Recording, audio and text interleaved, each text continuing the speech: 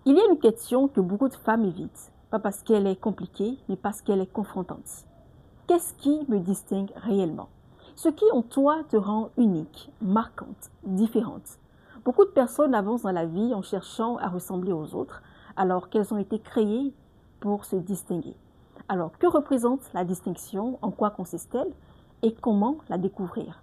Voilà autant de questions auxquelles nous répondrons dans ce nouveau numéro de À cœur ouvert. Bonjour.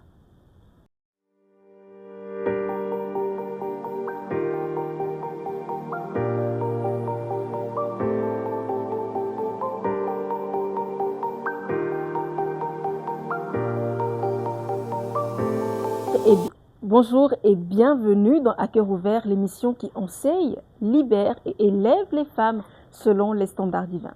Sur cette plateforme, nous parlons d'identité, nous parlons de blessures, de guérison intérieure, nous parlons de foi, nous parlons de leadership des femmes, nous parlons de transformation et surtout d'impact. Alors aujourd'hui, nous traitons de sujets assez particuliers. Nous parlons de ce qui te rend marquante, de ce qui te rend différente, de ce qui fait de toi une personne particulière. Nous parlons de ce qui te distingue. Qu'est-ce qui te distingue, ma reine? Est-ce qu'il t'est déjà arrivé de te poser cette question? Qu'est-ce qui me rend différente? Qu'est-ce qui te distingue? Vous savez, il y a quelques années en arrière, je me posais la même question. Mais aussi, qu'est-ce qui te distingue? Qu'est-ce que Dieu a déposé en toi qu'il n'a pas déposé dans l'autre? Qu'est-ce qui fait de toi une personne particulière? Alors, de fil en aiguille, j'ai pu découvrir que Dieu avait déposé en moi une semence particulière pour les femmes, et ce, dans plusieurs domaines, bien sûr. C'est ce qui a permis à ce qu'aujourd'hui, par exemple, je puisse animer cette émission dédiée spécifiquement aux femmes. Et donc aujourd'hui, je me ferai le plaisir de te montrer pas à pas comment est-ce que j'en suis arrivée là. Comment est-ce que j'ai pu découvrir ces pépites-là que Dieu avait déposées en moi de particulier. Mais avant, il convient de comprendre ce que nous entendons par distinction. Qu'est-ce qui te distingue? Qu'est-ce que la distinction? La distinction, selon Larousse, c'est l'action de distinguer, de séparer des personnes ou des choses, de faire une différence entre elles. Alors prenons le cas de deux personnes, soit Aminata et Hermione. En Aminata, Dieu a déposé quelque chose de particulier qu'il n'y a pas dans Hermione. En Hermione, Dieu aussi a déposé une semence particulière qu'il n'y a pas dans Aminata. Ce qui permet de les distinguer toutes les deux, ce qui permet à ce que les deux ou ces deux femmes soient différentes l'une de l'autre. Et cela ne fait pas de Aminata une personne moins importante que Hermione, cela ne fait pas non plus de Hermione une personne moins importante que Aminata. Pas du tout.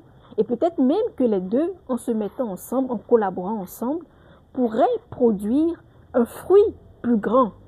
Pourquoi? Parce que deux valent mieux qu'un, dit-on. Nous allons à présent aborder les caractéristiques de la distinction.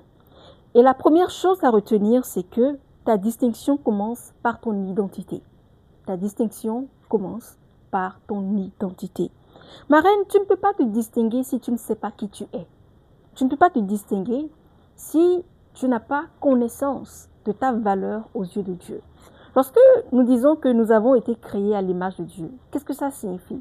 Ça veut dire que nous portons en nous l'ADN divin. Ma reine, tu es porteuse de l'ADN divin. Tu es porteuse d'une empreinte divine. Et ça, c'est très important. Ça doit rester imprégné dans ton esprit. Ta valeur ne dépend pas de ton statut. Ta valeur ne dépend pas de ton apparence, encore moins du regard des autres.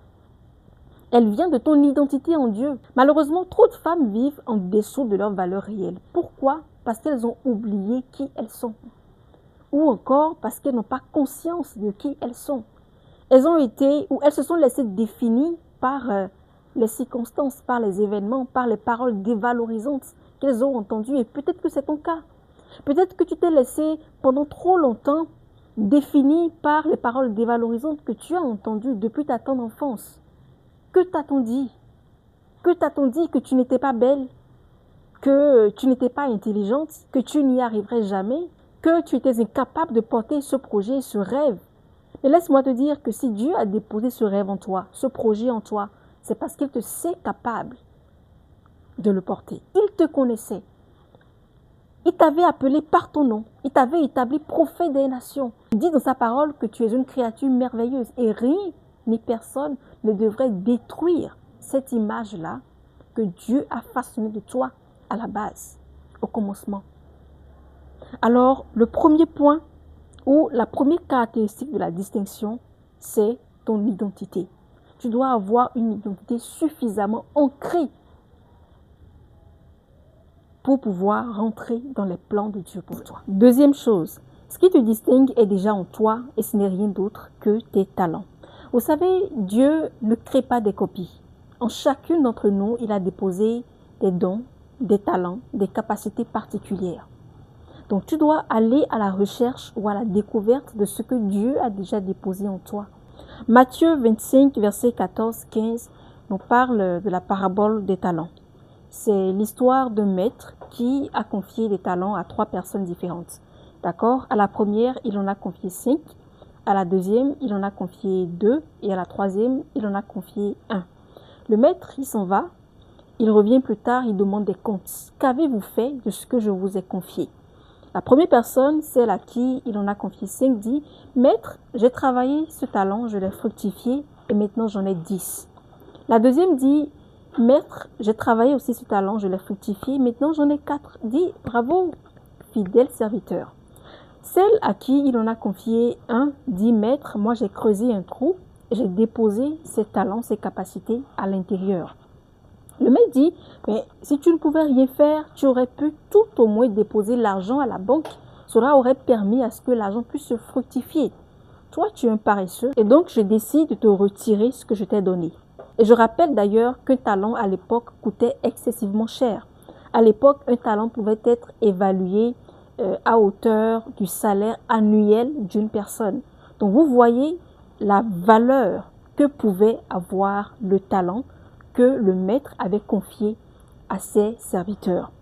Ton talent est un indice puissant de ce qui te distingue. Ça peut être ta manière de parler, ça peut être ta manière d'aimer, ça peut être ta sensibilité, ton intelligence, ton leadership. Ce qui est sûr, Dieu t'a donné quelque chose. Quelle est ta part? Tu dois aller à la découverte de cette chose-là. J'entends des gens dire, moi je n'ai pas de don, je n'ai pas de talent, je n'ai pas de capacité, je ne sais rien faire, je suis comme ci, comme ça, mais c'est faux. Dieu a déposé en chacune d'entre nous quelque chose, ne serait-ce qu'un talent. Ne sois pas comme ce serviteur-là à qui le maître a confié un talent, il n'en a rien fait, il a creusé un trou, il a déposé à l'intérieur. Qu'est-ce qui s'est passé? Finalement, le maître a dû lui retirer ce qu'il lui avait confié. Mon souhait pour toi est que tu puisses aller à la recherche, à la découverte de ce talent-là, parce que c'est très important. Le problème aujourd'hui, c'est que beaucoup de personnes minimisent ce qu'ils ont reçu de Dieu. Ils les ignorent, ils les comparent aussi à ceux des autres. Résultat, ils enterrent ce qui devait les révéler. Je parlais d'ailleurs dans ma précédente émission de la question de comparaison. Tu ne dois pas te comparer. La comparaison est un poison. Plus tu te compares, moins tu perçois ce que Dieu a déjà déposé en toi. 1 Pierre 4,10 déclare ceci. Comme de bons dispensateurs des diverses grâces de Dieu, que chacun mette au service des autres le don qu'il a reçu. Ce que tu as reçu de Dieu doit être mis au service des autres. Lorsque tu vas à la découverte de tes dons, de tes talents, naturellement, tu rentres dans les plans de Dieu. Tu rentres dans ta destinée. Et la conséquence est que tu impactes ton environnement. Et ça, c'est très important. Ton talent n'est pas juste pour toi. Ton talent est aussi là pour impacter les autres. Tu es appelé à impacter ton environnement. Troisième point, ton histoire fait partie de ta distinction. Qu'il vous souvienne qu'en début de cette émission, je vous parlais de mon parcours, de ces moments-là où il m'arrivait aussi de me poser des questions sur qui je suis, sur ce que je porte, sur ma valeur, sur ce qui me distinguait. De fil en aiguille, au fil du temps, j'ai découvert que mon histoire faisait partie intégrante de ce qui me distinguait. Ça a été un élément déclencheur. Ça m'a permis de découvrir vraiment ce que je portais à l'intérieur de moi. Et donc, ton histoire fait partie de ta distinction. Si tu veux savoir ce qui te distingue, va regarder dans ton parcours. Ce que tu as traversé, ce que tu as surmonté, ce que tu as appris. C'est très important. Même tes blessures peuvent devenir une source de guérison pour les autres. Un message, un témoignage. Rien de ce que tu as vécu n'est inutile. Regarde dans ton histoire. Regarde dans ton parcours. Regarde dans tes expériences. À l'intérieur de tout ceci se cache une semence, quelque chose qui te permettra d'identifier ton appel, d'identifier ce qui te distingue. Je sais que pour certaines, il n'est pas facile de regarder en arrière. Pourquoi? Parce que ce par quoi vous êtes passé, ce que vous avez traversé est vraiment douloureux. Il est difficile pour vous de regarder dans le rétroviseur parce que c'est beaucoup de peine, c'est beaucoup de douleur. Quel que soit ce que vous avez vécu, quel que soit ce que vous avez traversé, n'ayez pas honte de votre histoire. Votre histoire fait partie intégrante de vous. Et si vous regardez bien, si vous analysez bien, vous allez réaliser que c'est ce qui vous a permis de forger votre caractère, de devenir la femme que vous êtes aujourd'hui. Alors retiens que ton histoire fait partie de ta distinction. Quatrième chose, ce qui te distingue, c'est ton alignement. Oui, une femme qui se distingue est une femme qui est alignée. Une femme qui connaît ses valeurs. Quelles sont les valeurs que tu défends aujourd'hui? C'est aussi une femme qui respecte ses convictions. Quelles sont tes convictions? Une femme qui se distingue, c'est aussi une femme qui marche avec Dieu. Tu ne peux pas te distinguer si tu passes ton temps à te conformer. Ce n'est juste pas possible. Se distinguer, c'est être différente. Il est d'une importance capitale de découvrir ce qui te distingue. Pourquoi? Simplement parce que cela te donne une direction. Lorsque tu as une direction claire et précise, tu ne dis plus oui à tout. Tu fais des choix de façon plus intentionnelle. Tu prends tes décisions de façon plus consciente. Tu ne vas plus dans tous les sens. Pourquoi? Parce que tu as désormais une direction claire. Tu sais ce que tu portes. Tu as une conscience particulière de ce que tu portes, de qui tu es, de là où tu vas. Cela te donne aussi de la confiance. Regardez une personne qui sait ce qu'elle porte, ce qui la rend particulière, ce qui la distingue des autres. Naturellement, elle a plus confiance en elle. Elle a plus d'assurance. Découvrir ce qui te distingue te donne aussi de l'impact. Et ça, c'est très important. Proverbe 29, 18. Quand il n'y a pas de vision, le peuple est sans frein. Quand il n'y a pas de vision, le peuple est sans frein. Quand tu ne sais pas qui tu es, tu te perds facilement dans la vie des autres. Mais je prie pour toi que tu rentres dans les plans parfaits de Dieu pour toi parce que tu sais, tu découvres ce que tu as, ce que tu portes et tu ne regardes plus à la vie des autres. Tu ne te compares plus aux autres. Tu marches pleinement dans la volonté de Dieu pour toi. À présent, je m'en vais te partager 5 étapes pour découvrir ce qui te distingue. Ces étapes-là, ce sont celles que j'ai aussi mises en pratique pour pouvoir découvrir les plans que Dieu avait prévus pour moi. Alors la première des choses, c'est de revenir à Dieu. Revenir à Dieu parce que c'est lui qui t'a créé. Il te connaît mieux que quiconque. C'est lui qui t'a façonné. Il connaît ton identité. Va dans la présence de Dieu. Parle à ton Père. Il y a des gens qui ont peur de parler à leur Dieu. Parfois, vous avez l'impression que Dieu, il est loin. Mais Dieu, il est là, il est dans votre cœur. Il est près de vous. Il est juste à côté, il est près de vous. Dieu est votre Père. Parle à ton Père. Va dans le lieu secret. Demande-lui de te révéler ce qu'il a enfoui en toi. Les choses cachées de ta vie. Et assurément, il le fera. Deuxième étape pour découvrir ce qui te distingue, c'est d'observer tes talents naturels.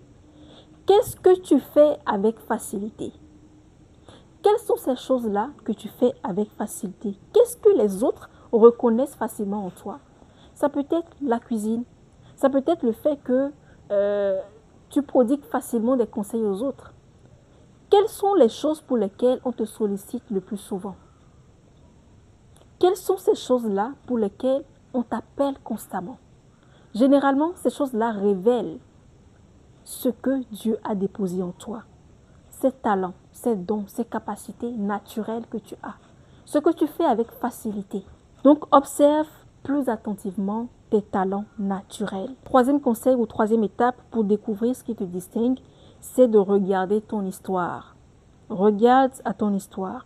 Qu'est-ce que tu as traversé qui peut servir aujourd'hui? Je l'expliquais tout à l'heure. Ton histoire fait partie intégrante de ce qui te distingue. Tu ne peux pas dissocier ton histoire de ton appel. Tu ne peux pas dissocier ton histoire de ta destinée. Pose-toi ces questions. D'où est-ce que tu viens? Qu'est-ce qui t'a marqué? Qu'est-ce qui t'a façonné? À l'intérieur de ton histoire se cache ce qui te distingue. Alors n'aie pas honte de ton parcours. N'aie pas honte de ce que tu as traversé. La quatrième étape pour découvrir ce qui te distingue, c'est de travailler sur ta guérison intérieure.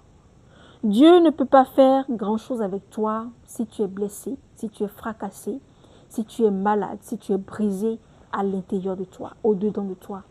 Tu dois travailler, guérir de tes traumas, de tes blessures intérieures. Une femme blessée doute d'elle, mais une femme guérie s'assume. Elle se présente au monde telle qu'elle est. Le monde a besoin de la version guérie, belle, façonnée, travaillée de toi. Alors, travaille sur ta guérison intérieure. Cinquième point, ose être toi. Même si tu es différente, même si ce que tu fais n'est pas populaire. D'ailleurs, les personnes qui marquent leur histoire, qui réalisent des prouesses, des choses extraordinaires, sont celles qui font ce que la masse ne fait pas. Ce sont généralement celles qu'on ne comprend pas facilement, celles en qui l'on voit quelque chose de différent. Alors, ose être toi, sois authentique. Ne te sens pas complexé par ta différence. Assume ta différence, assume ton authenticité, ose être toi. Ma reine, ose être toi. Je t'encourage à être toi. C'est mon désir pour toi, mais c'est aussi le désir, le souhait de Dieu pour toi. Ose être toi, assume-toi pleinement. N'aie pas peur de te présenter au monde tel que tu es. Le monde a besoin de ton authenticité, pas d'une copie. Voilà donc les 5 étapes pour découvrir ce qui te distingue. Et d'ailleurs, dis-moi en commentaire s'il y a d'autres astuces que tu penses que l'on pourrait mettre en pratique pour découvrir ce que l'on porte en soi comme particularité. Nous arrivons progressivement à la fin de cette émission et pour terminer, j'aimerais te dire que ce qui te distingue, ce n'est pas ce que tu copies des autres. C'est ce que Dieu a déjà placé en toi. Tu n'as pas besoin de devenir quelqu'un d'autre. Tu as besoin de révéler pleinement qui tu es. Le monde n'attend pas une copie de plus, il attend la version authentique de toi-même. Le monde n'attend pas une copie de plus, il attend la version authentique de toi-même. Et n'oublie pas, ose être toi. Les autres sont déjà pris. Alors j'espère que cet enseignement t'a édifié. Si c'est le cas, laisse un j'aime, ajoute un commentaire et n'hésite surtout pas à me faire des propositions de thèmes, de sujets que tu aimerais que j'aborde dans les prochains numéros et je me ferai le plaisir de te les partager. D'ici là, on se dit à la prochaine. Bye bye.